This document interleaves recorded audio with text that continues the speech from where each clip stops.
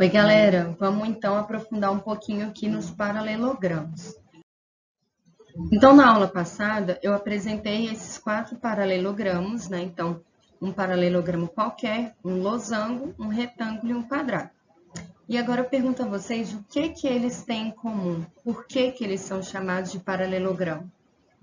Bom, acertou aí quem respondeu que eles têm os lados opostos paralelos. E o que significa ser paralelo? Significa que esses lados opostos, eles estão lado a lado, eles nunca se encontram, né? Então, se vocês observarem ali no paralelogramo qualquer, o lado AB é paralelo ao lado CD. Em vermelho, observem que são retas deslocadas, né? Mas elas andam lado a lado, elas não têm um ponto em comum entre elas, elas não se cruzam. Assim como esses dois lados, também os lados BD e AC, em verdinho, né? Então, eles também são lados opostos e paralelos. Isso acontece em todas essas figuras. Observem aí, então, os opostos, né? No losango, no retângulo e no quadrado. Os lados opostos, eles são sempre paralelos, ok? Então, dizendo de outra forma, um paralelogramo é todo quadrilátero cujos lados opostos são paralelos. Então, observem aqui esse paralelogramo ABCD e matematicamente a gente poderia escrever AB, né? Então, segmento de reta, por isso que ele tem essa barrinha em cima, é paralelo, então são essas duas barras, ao lado CD, ao segmento de reta CD. Assim como AC é paralelo a BD, que foi o que a gente acabou de observar na figura anterior. Vejamos então esse nosso paralelogramo ABCD e vamos analisar a primeira propriedade. A primeira propriedade de um paralelogramo diz assim: dois ângulos opostos são congruentes e dois ângulos não opostos são suplementares, que a soma é igual a 180 graus. Então, vamos destrinchar isso aí.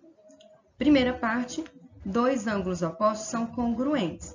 Se vocês bem lembram, congruente significa ser idêntico, do mesmo tamanho, né? Então, olhem lá.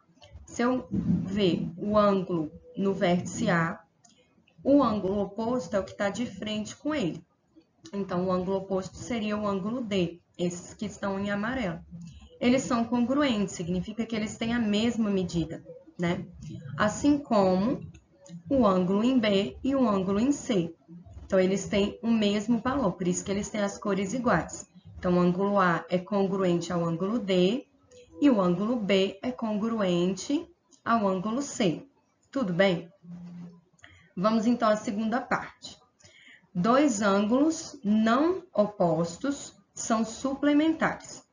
Não opostos significa adjacentes, então que eles estão lado a lado. Por exemplo, o ângulo A e o ângulo B, ou o ângulo B e o D, ou D e C, ou C e A, tá? Então, eles já não estão um de frente com o outro. Então, tem que ser um amarelo e um azul.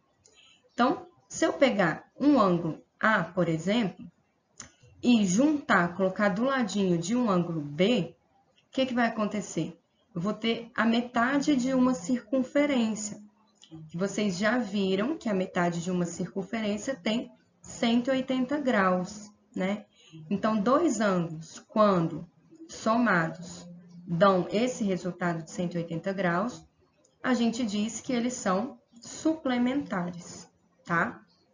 Assim como quando dois ângulos somam 90 graus, eles são chamados de complementares. Então, suplementar é um conceito que vocês já viram, significa que a soma é 180.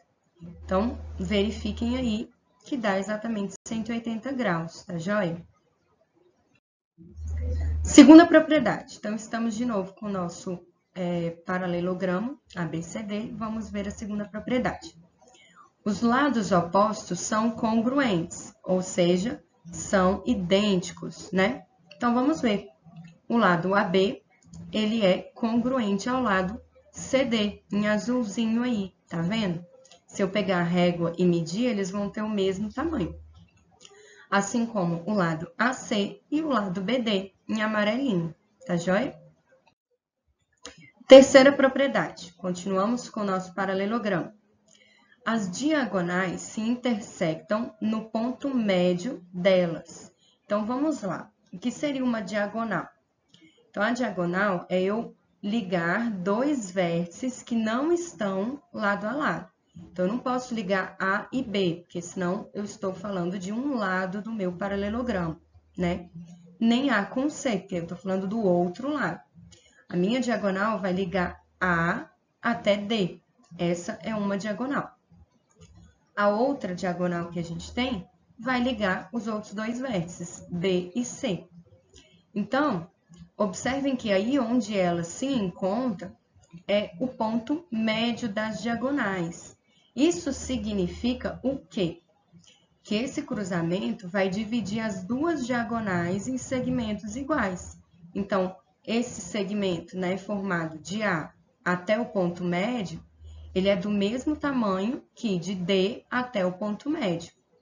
Assim como de B até o ponto médio é do mesmo tamanho que do ponto médio até C, tá? Agora, elas não precisam ser do mesmo tamanho, tá? As diagonais não são do mesmo tamanho.